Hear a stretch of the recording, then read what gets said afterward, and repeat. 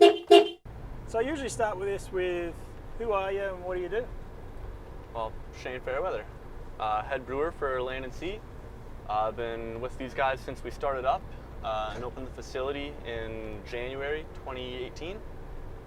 So I was over here in November, just making contacts, setting up a plan, and building the brewery from then till now.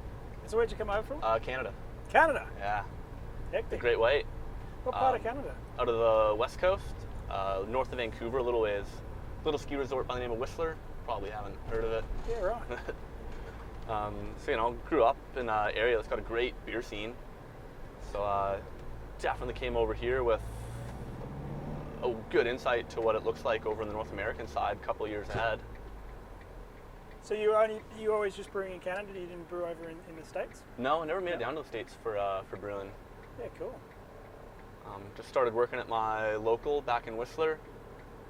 Happened to bump into the manager of the brewery one day and just got talking. Oh, saw the brew scene down in the States, would love to get involved. Do you have any work for me? And he just goes, yeah, you start Monday. Shoes on, hair tied back. Awesome. So kind of got super lucky, right place, right time, getting into the industry. So then how'd you find out about this? You just saw it online and looked it in? Australian guy living in Canada. We became really good friends. And when he moved back over here, one of my good Canadian friends moved over here with him. And my buddy's a cocktail barman, Zach. And he got talking to the owner of Land and Sea, just helping him set the bar up, wine list, spirits, what do you do running a bar? And the question came up, oh, Zach, you're connected in the spirits industry in North America. Do you have any brewers that would want to move over here and start a brand with me? Crazy. And it just kind of took off from there. Tim and I got in touch, really liked each other's character, sent him through my portfolio, and he just kind of took a chance and said, I'll see you here in November. Wow. So what's your favorite beer style? If I had to pick one, I'd probably pick Saisons. Yeah? Super broad category, right? They can be light, dark, taste like anything. So I'd say within one beer style, you get the most versatility. Just that super yeast forward, phenolic, that floral character you can get out of them, I just find so appealing. High carbonation, very dry. I tend to like my beers all on the drier side. Oh, favorite malt. We've actually been playing a lot with Triticale recently. Okay, what's that? It's a wheat rye hybrid. Yeah, wow. So it was bred in the early 60s for the yield of wheat, but with the drought resistance of rye. Okay. And brewing with it, you get the head retention bodybuilding out of the wheat character, but also a little bit of that oily, spicy slickness from rye. So we've just started brewing with that, and that's gone into our mid-strength, the Socializer. Okay. And we're just loving how it brings forward that spiciness from the rye character, and it just really helps fill out a mid-strength beer. And what percent? Right now we're using it as 8%, and we're going to keep bumping it up until we find a happy place where we're getting that character to really come through, but still keep it that nice, easy drinking mid-strength beer. What about favorite hop? I've always loved Chinook, actually. Okay. Right from the bag, love that tropical punchiness you get out of Chinook, really weighty hop. And more so than just its bittering potential, that aroma that you can get out of a single hop Chinook really just drives home that West Coast flavor for me. I'm a West Coast boy, so I love my West Coast ales. And what about favorite yeast? Obviously no pressure.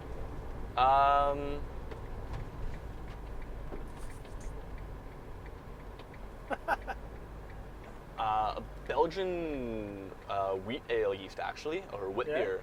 Really? Kind of drives home that Saison-esque character as well, with that big Belgian twist. I just love that Hefeweizen yeast when you're fermenting it. Just the whole brewery smells of all that beautiful phenolics and banana clove galore. Do you ever try to get the bubblegum kind of characteristics? I haven't had enough experience with it to try and drive the bubblegum. So you're going to use sucrose. Just hit it with sucrose. Put a bit of sucrose in there, and you'll get that pathway. up to do a little bit of the bubblegum flavour. It just goes right for it and converts it into easy bubblegum. Yeah, there must be a specific pathway for it. I'm not sure of the pathway, but it definitely makes it. So what's the favourite brewery outside of your brewery? I'm a huge Green Beacon advocate. Okay, cool. Johan's an amazing brewer. That Barbary Coast Black IPA, every time he does it, I can't get enough of that hop flavor. Yeah, big advocate for Green Beacon. It's a shame that they've recently done the sell. Don't love them any less. You know, it's an option that comes to most breweries eventually. How do you think the availability of brewing education is in Australia, and obviously also compared to Canada? But, you know, I'd be interested to know more about the Canadian brewing education schemes out there as well. Kind of when I started looking around, there was one school in Alberta, which is like out there, and they were really doing the only big 2-year degree for a commercial brewing program. And then as I was leaving, the technology institutes were putting out a 2-week yeast handling course or analytical course. So there was more and more programs becoming available. And I did look at another one in Vancouver, which I got accepted to. But by that time, I'd already been working commercially for 2 years. And looking at the course load that was offered at the university compared to what I'd already learned working 2 years hands-on, I felt like my time was better spent just continuing to work in the industry. So have you looked at any online stuff, just out of curiosity? Well, I did go to the Cybele Institute, actually. Oh, really? At the end, I went there for their 3-week concise course in brewing technology. Cool, so you did that in Chicago? I did. Yeah, awesome. Because, you know, I'd had a 3 years brewing experience, but I really wanted some certification to my name, you know, to show that I was dedicated and had a ticket at least to help me get through, which helped massively when I came over to this side, to Australia. You also pick up a lot from the material. There's a lot, you know, that crosses across. You know, sometimes people have the practical experience, but some of the literature stuff, you read it and then you have more of the aha moments. Yeah, exactly that. Of what it is and what you're doing.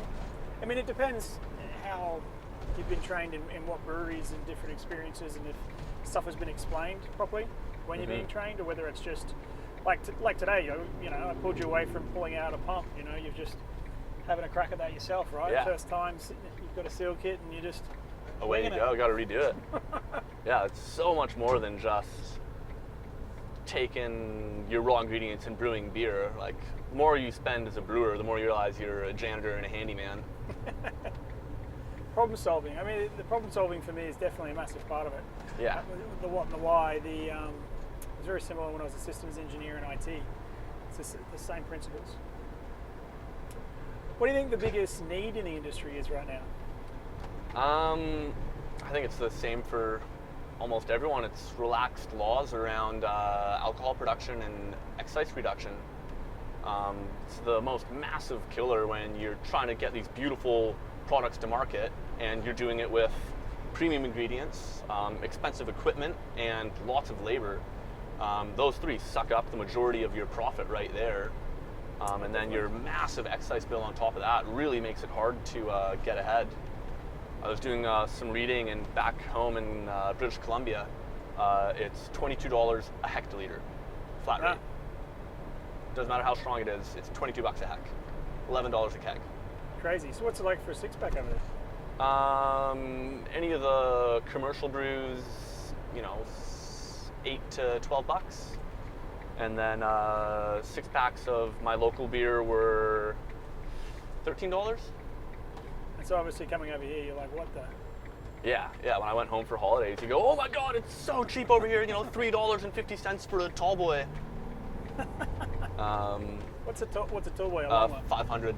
500. Okay. It's like a $4.97 because it's 12 ounces. What's your worst brewing mistake? It was actually the first brew, commissioning the brand new brewery. 2 things. Didn't have my cold liquor chilled, so I couldn't cool my beer after the whirlpool. So I had a 4.5-hour whirlpool stand. Whoa. With 2 kilos of hops in it. And I grabbed a bag of Crystal 60 instead of Crystal 15. Dumped it into the mash, so the color was way off. And from sitting in the whirlpool for 4.5 hours, all my aroma hops became bitter. Yeah. So instead of brewing or a MIDI, it became an English bitter. It's definitely the craft way to fix something, eh? Yeah, exactly. What's your worst infection, and what did you do to fix it? Commercially, I've had no infections actually. Believe strongly in the CIP is the best thing you can do, and I'm pretty anal about our CIP and how we're cleaning our tanks and looking after everything. So we've actually not had anything go sour on us yet. That's good. What do you think everyone is doing right or wrong in the industry? I am a stickler for classic styles brewed well, and I think a lot of new brewers are instantly jumping onto the NEPA train or their own inventive style. Summer XPA, it's not a BJCP style of beer, so a lot of people are just going out there and making all these new exploratory styles, which is amazing. It has to happen. But I think more brewers could be going to brew some of the classics first to profile what kind of a brewer they are. You know, can you make a good Pilsner? If you can't make a good Pilsner, maybe you should be perfecting the classics before going on to the wilder side. Just so you can have all those basics under your belt and you can show that your house pale ale is an amazing beer that your brewing skill can be judged on. I think there's probably a few sides to that as well. There's also people coming from the homebrew side where that creativity sometimes can be just like way too many things. Yeah. A lot of time I get asked to either review a beer for someone just to tell me what they honestly think, like what I honestly think of their beer, or most of the time people send me beer because there's a problem and they want to know what where is it did it come from, where's my root cause. Yeah, to the point where now I'm like, if you send me that, please send me a 6-pack of beer you're happy with. Yeah. Because where I live it's just a lot of bad beer. But you'll get this and it'll have like 15 different malts in it and 20 different types of hops, and it just gets lost, right? They're buried in stuff. It's absolute chaos, where it's like, why don't you just go the other way and start with your base malt and one hop and then build upon that? But what I do think Australians are doing right, and even looking to where I just came from back home, the quality of beer over here is actually really, really amazing. Yeah. A lot of good beers, well put together. It's just that QC factor, which a lot of small breweries are struggling with. Like, I'm a victim myself. I don't get every single batch analytical on. We don't have the space or facility for a lab or the budget to put one in, and to send every single batch of beer away adds up pretty quickly again. So it's that whole aspect as well, which definitely needs some love. I'm not the best at it. I can't be saying that everyone needs to do it because I don't do it myself. All right, bro, I reckon that's it.